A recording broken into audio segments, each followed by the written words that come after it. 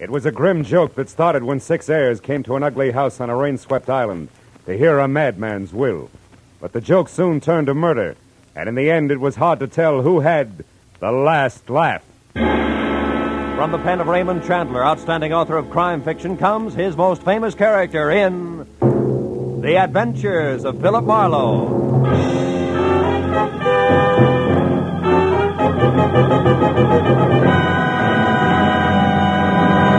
Now, with Gerald Moore, starred as Philip Marlowe, we bring you tonight's exciting story, The Last Laugh.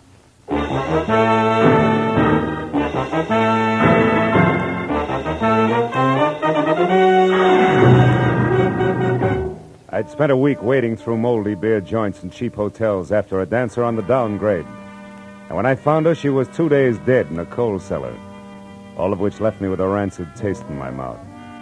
But when I woke up after a night's sleep to the tune of a robin on my windowsill, I realized it was spring and time for Marlowe to take a long, easy weekend someplace. Someplace where the surf meets sand like it does at, say, Ensenada. Without so much as a second thought, I threw some clothes in a bag, phoned the Riviera Pacifico for reservations, and charged out the door, where I ran head-on into a funny man with a studious face charging in. I'm awfully sorry. Why, you're Philip Marlowe. Yeah, I know. My name is Dow, and I represent the law firm that handles the interests of Julius Spangler. Therefore, Did you say Julius Spangler? Goodbye, Mr. Darwin. Now, wait, Mr. Marlowe. Now, listen, I had a run-in with that screwball Spangler less than a month ago. A man was knocked down a flight of stairs, I got shot at, an apartment house was set on fire, and Julius called it a practical joke and laughed himself silly. Best I could do for him was 3 days in jail. It should have been 3 years. Goodbye, Mr. Darwin. But that sort of thing is all over now, Mr. Marlowe. Mr. Spangler is dead. Spangler's dead? Yes, he died last week in Brazil, the result of a hunting accident. And he has named you in his will. He's named me? You mean I... Precisely. You're one of Mr. Spangler's heirs. Oh. I shall read the will tonight at 8 o'clock in his home on Catalina Island. I trust you'll be present. Not on your life. It's me for Ensenada, and nothing's going to stop me. Goodbye, Mr. Darwin. There are only 5 other heirs. Huh? And the estate runs well over $500,000. Oh? Almost any way you split that much up, Mr. Marlowe, it comes out something more substantial than a weekend at Ensenada. Goodbye, Mr. Marlowe.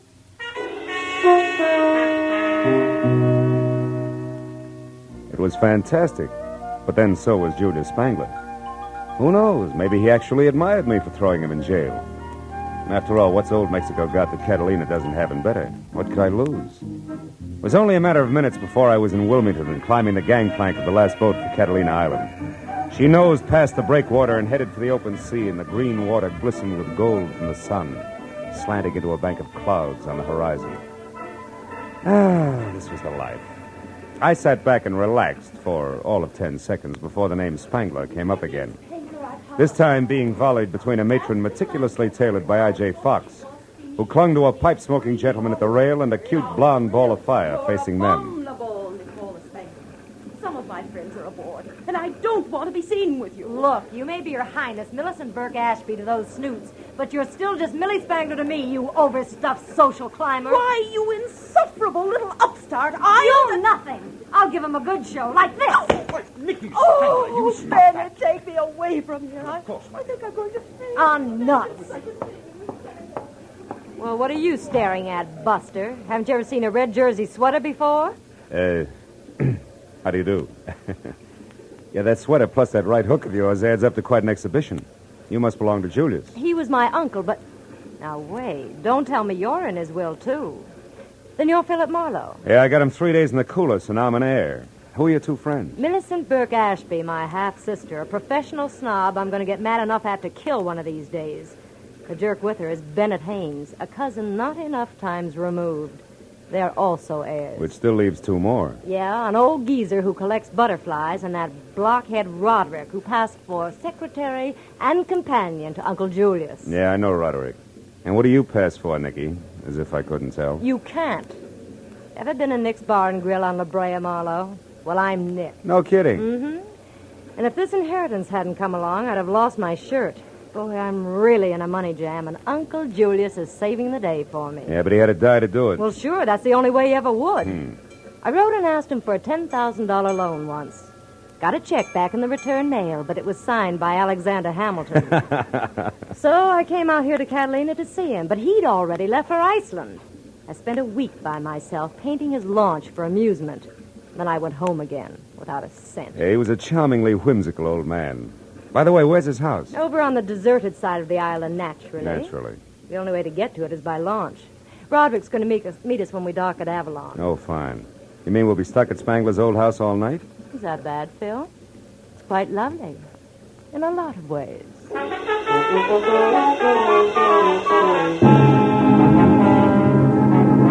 2 hours later, we docked at Avalon, and the clouds that had been on the horizon were now overhead and looking very soggy. Roderick, the late Mr. Spangler's secretary, in a striped silk shirt, gold hickok cufflinks, polka dot bow tie, and derby, was waiting for us with a launch. And after we had all shivered through another spray-splashed, wave-bucking hour and a half, we finally pulled into a small cove. A house squatted alone on a point of rocks 100 practically vertical feet above the water. And as we laboriously made our way up to it, the rains came. Julius Spangler would have loved it. When the door closed behind us, everyone dashed for the nearest fireplace, except me. I was cornered by a septuagenarian with a shock of white hair, a scraggly yellow mustache, and spectacles so thick they looked like shot glasses with horn rims. He rolled up in a wheelchair, which he handled like it was a hot rod, skidded to a stop, and shoved a fistful of brandy out at me. Howdy, young fella. This, I figured, was the butterfly-collecting cousin, Yeah. Matthew Spangler. Better have a slug of this before pneumonia sets in. Well, sir, I suppose you're here for the reading of Cousin Julius's will? Yeah, so that's right. So am I. Wouldn't miss it for the world. No. He's leaving me his collection of nymphalidia. Butterflies, you know. I don't like money, just bugs. Figures. Yes, sir. Been an entomologist for 50 years, lepidopterist for 40. I've got specimens of 12,000 species. Only a few thousand left to go. Practically nothing. You've a keen mind. Mm-hmm. Here, have a cigar. Thank you. No, Go on. It's the best. Save it for later when you got something to celebrate. Oh, there's Roderick. He'll show you around. I want to go meet these young ladies. So long, son. I'll see you. Out of the way, Roderick. Hey, watch it. Crazy wheelchair jockey almost ran me down. Well, Mr. Marlowe, it's nice to have you with us. Yeah, I'll bet. Look, Roderick, why did Julius stick me in his will along with all his relatives? I don't know. Maybe he was nuts. You can say that again. Keeping all his junk, for instance. Junk? Well, these are trophies. That burnt match there was used in the first Hotfoot. Julius perfected that gag in 1903. Spangler contribution to American culture, huh? Well, get you. What did you ever do? Wait, wise guy. This one's even better. He panicked the whole city with this phony newspaper headline. Here. Report of baby snakes in city water system false? Yeah. He tells them there's nothing to it, and they still blow their tops. That's tremendous, huh? Yeah, quaint. Julius was right. You got no sense of humor. The lawyer Darwin will read the will in 30 minutes, so be ready.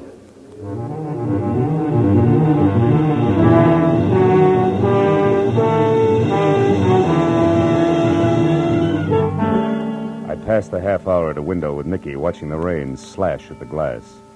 Then at 8 o'clock on the button, the library doors swung open, and Darwin summoned the 6 of us into the room. As we sat down, the lawyer chewed his way through the legal preliminaries. For the first time, there was a tense hush. A $500,000 changing hands was an impressive occasion. And what was more impressive was that I might get some of it. I even caught myself wondering about inheritance tax as Darwin completed the introduction of the will. Yes, it will bring us up to the disposition of the real and personal property of Julius Spangler, who passed away this life March 26, 1949.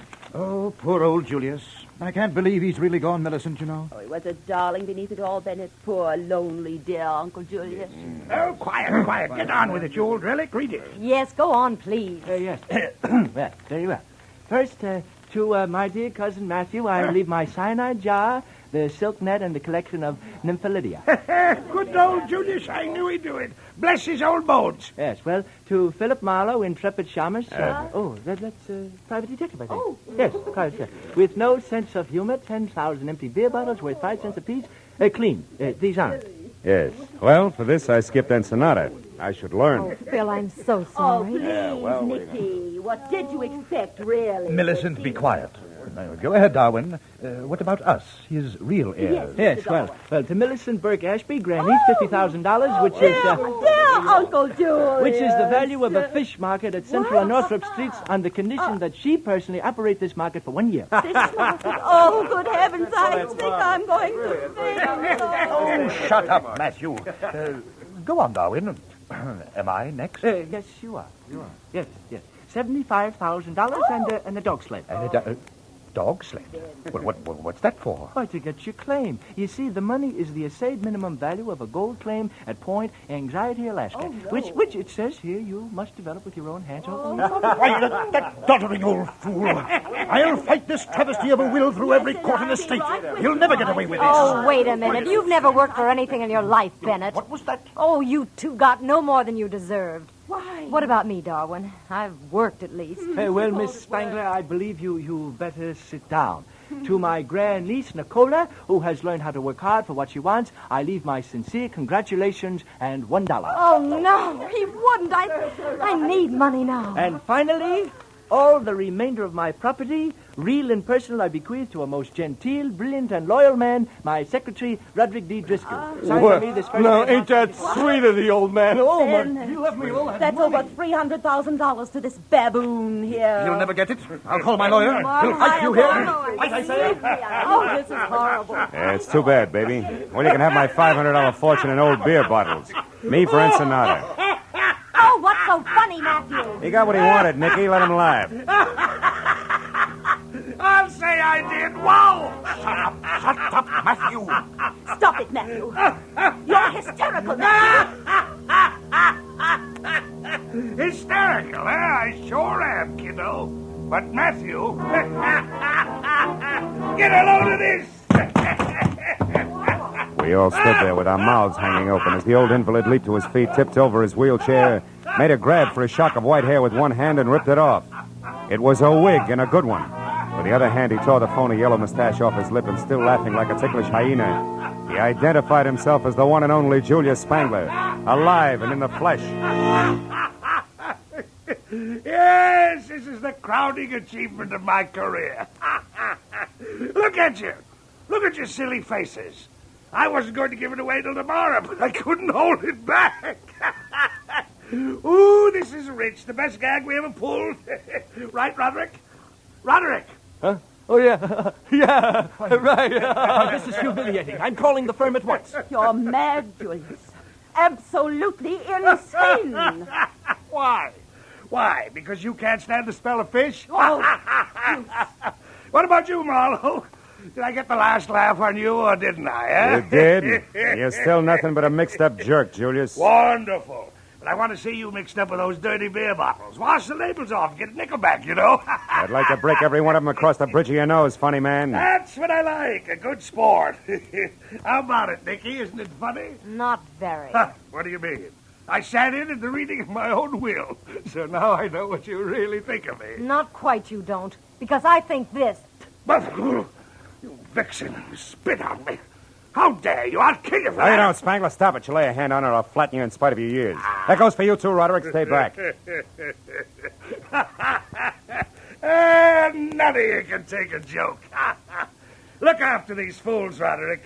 Give them anything they want. I'm going to have a good laugh all by myself.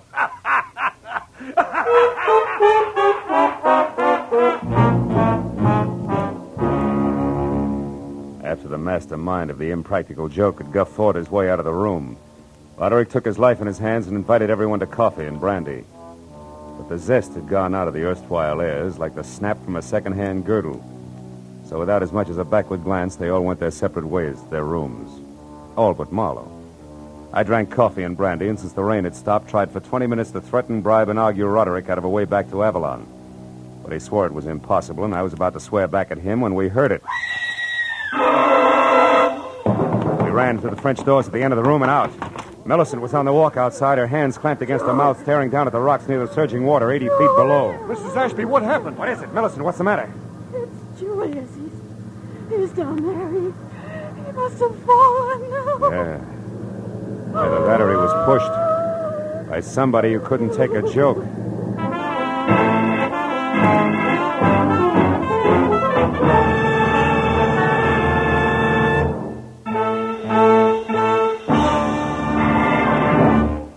In just a moment, we will return to the second act of The Adventures of Philip Marlowe. Now, with our star, Gerald Moore, we return to the second act of Philip Marlowe and tonight's story, The Last Laugh.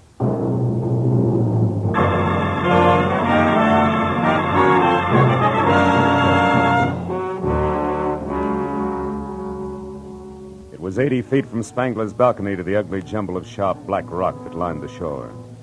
And it was there, minutes after Millicent's all-out scream, that Roderick and I found the broken body of the man whose raucous laugh still seemed to be tangled in the wind around us. And when we turned our eyes up from the death at our feet back to the balcony above, we could barely make out the crosspiece of the porch rail still dangling at a crazy angle from its single remaining support, with all the ominous silence of a gallows. Gee, Mr. Marlowe, I can't believe that he's gone and that all this really happened. So, Mr. Marlowe, what are you looking at? Up there on the balcony. Huh?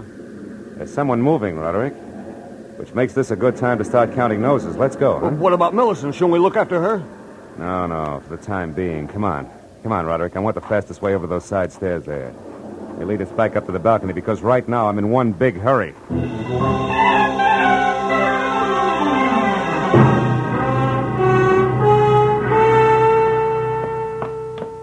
There's nobody here, Marlowe. Are you sure you saw... Hold it.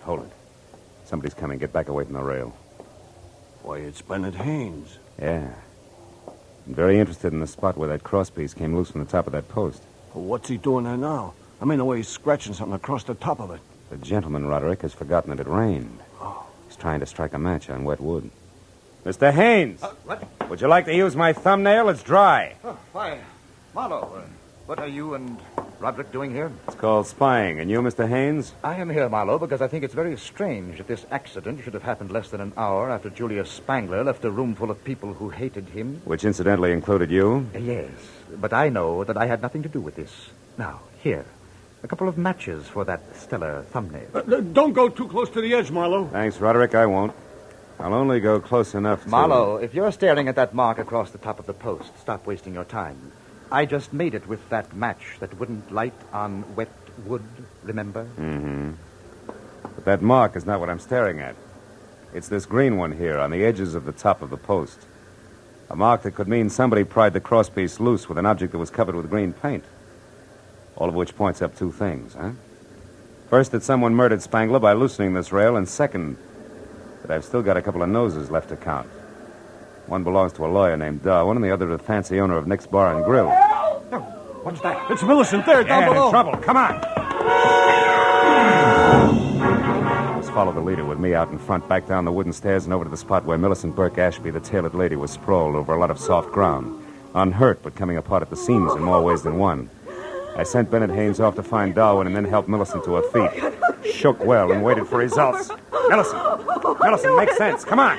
Take it from the top, will you? Tell us what happened. Oh, it was Nicky. Yeah? I saw her running away from the house. Go on. She was running toward the water. And when you tried to stop her, she knocked you down? Yes, she slapped me and said I should keep my mouth shut. Did she say why? No, she just said something about green paint. Green paint? What about it? Come on, Millicent, think hard. What about the paint? I don't know. What does this mean, Marlowe? We gotta get to Nicky Spangler fast. Roderick, she was headed down toward the water. How many boats are tied up there? Just a launch and a little... Yeah? No, wait a second. There's the outboard. She used to run that herself. All right, then we split.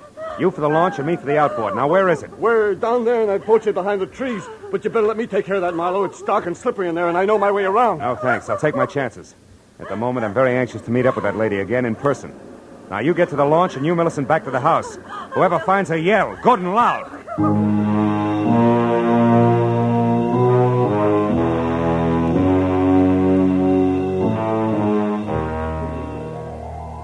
The boat shed was a one-room bungalow on stilts. When I started inside, slowly, unsure of both my footing and the company on hand, I was suddenly very sorry that I'd left my .38 back in L.A. But in the next minute, I began to breathe easier because just visible ahead of me was the Spangler outboard. And when I got closer, I saw that it was empty. Then I heard somebody behind me. I turned just in time to see a thick, crooked branch coming at my head fast. Oh! Oh!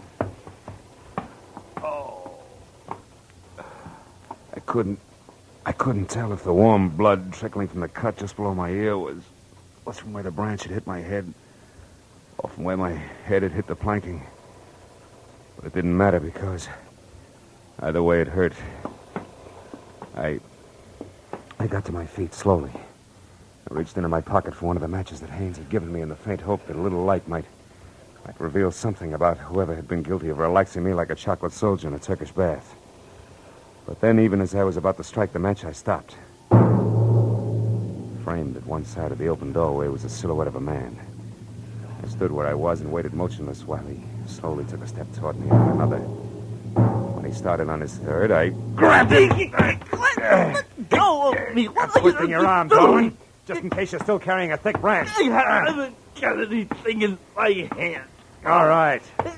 Now, what are you doing here? Come on, barrister, at the moment you're my witness, so talk. Why are you here? I spoke to Millicent. How, Mr. Marlowe, is the witness relieved? Yeah, I guess so. Sorry about your arm, Darwin, but the last visitor here wasn't empty-handed.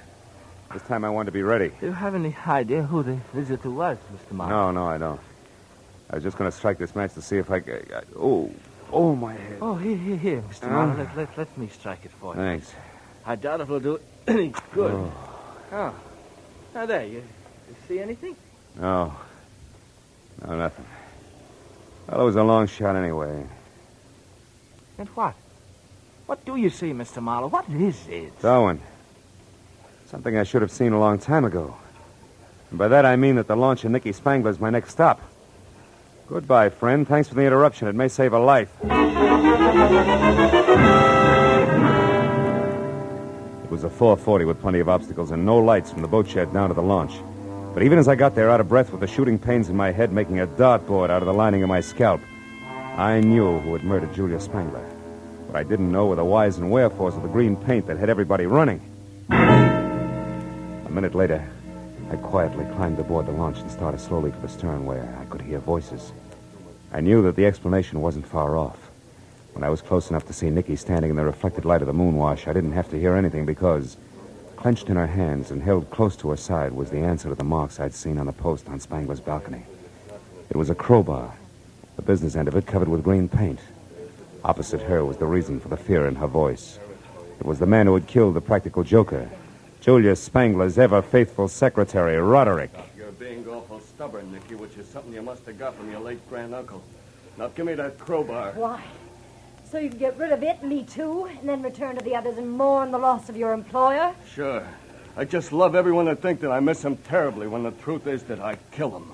I hated him and his stupid jokes every minute of every day that I worked for him. Hated him, Nicky, the way I hate you and your snooping ways. Now give me that crowbar! Don't do it, Nicky. Don't move, Roderick. I'll blow your head off. Oh, Phil, thank goodness. I'll get back, Buster, get away from her, and stay in one place or I'll shoot. So help me. Marlowe, he did it. He killed Julius because he hated him. That and a chance at $500,000, right, Broderick? I don't know what you're talking about. Then, my head. What is it, Marlowe? Nothing, honey. I walked into a branch that our friend here was holding a little while ago. I still don't know what you're talking about. And I'll make it real plain. Roderick, you killed Julius Spangler because you wanted to turn his greatest practical joke into a bonanza for yourself. You wanted that screwy will to stand.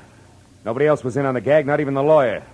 So nobody else would ever know that it was only a gag. Nor would anybody care that some wacky old cousin who liked butterflies accidentally fell to his death. But, Marlowe, Julius was killed after we all knew the whole thing was only a practical joke. Yeah, but that wasn't part of the original plan, Nicky. Julius wasn't going to unmask himself in the joke about the will until the next morning. Isn't that also correct, Roderick? Yeah, that's correct, smart guy. Yeah. I was going to get everything. But when that failed, I still wanted him to die. And I would have gotten away with that if this dame here hadn't been so curious about those green markings on the railing. And, Roderick, if this same dame hadn't also remembered a crowbar that she'd once spilled some green paint I on. heard enough. Yeah, for the time being, I guess you have. Oh, Marlowe, it's your head again, isn't it? Yeah, isn't it, the poor boy? No, you don't, Roderick. Stay back. Marlowe, you all right? Huh? Are you? Not exactly, honey. Did you get him? Yeah, with the crowbar, no less. Oh. But you better give me your gun in case he wakes up suddenly. I can't. I haven't got one, baby. You don't have one? But you're going to pass out. What'll I do with him? Oh, baby, there's only one thing to do. Let him have it again.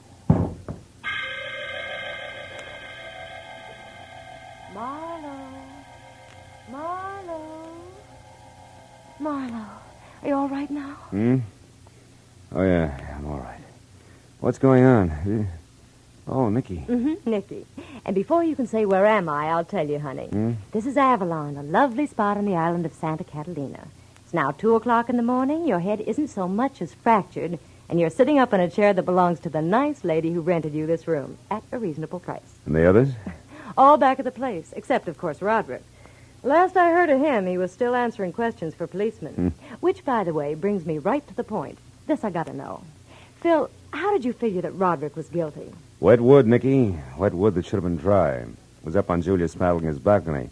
The top of the post that had green moss on it was wet, even though the tight-fitting crosspiece that rested over it should have kept it dry. So obviously the rail was pried loose just before the will was read, while it was still raining. How do you figure, Marlowe? Well, because it had stopped raining and the moon was shining by the time Matthew identified himself as Julius Spangler. But no one would have wanted to kill Uncle Julius without having heard the will. Nobody but Roderick, who was in on the whole joke and knew that he was going to get $300,000 out of the phony will. So he merely pushed the old man off the balcony, made it look like an accident, see? Yeah. And you doped all this out just like that? Well, no, not just like that, Nicky. Finally, I caught on. And now, sweetheart, in spite of the bandage, I think a little stroll along the beach is going to do me a lot of good. You know, I'm officially on vacation. Rest and recreation for 2 full days at least. Here in Avalon, maybe? Where else? See you later, Nicky.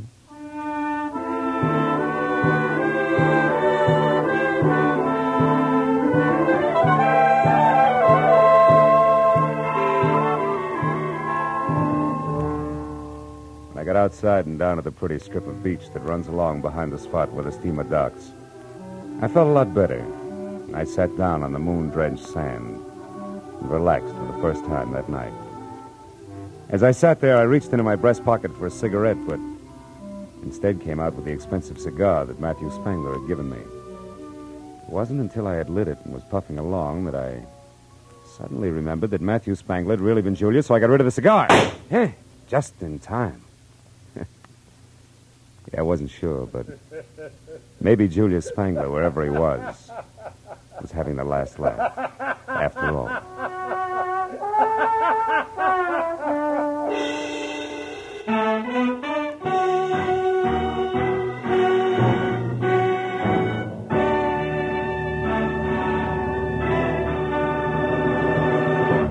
The Adventures of Philip Marlowe, created by Raymond Chandler, star Gerald Moore, and are produced and directed by Norman MacDonald. Script is by Mel Donnelly, Robert Mitchell, and Gene Levitt.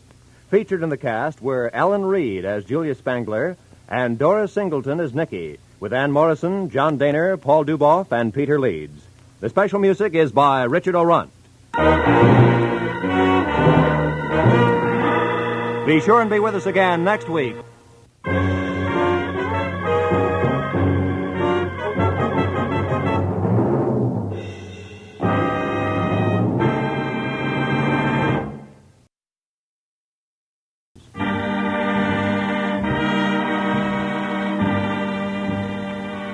This is CBS, the Columbia Broadcasting System.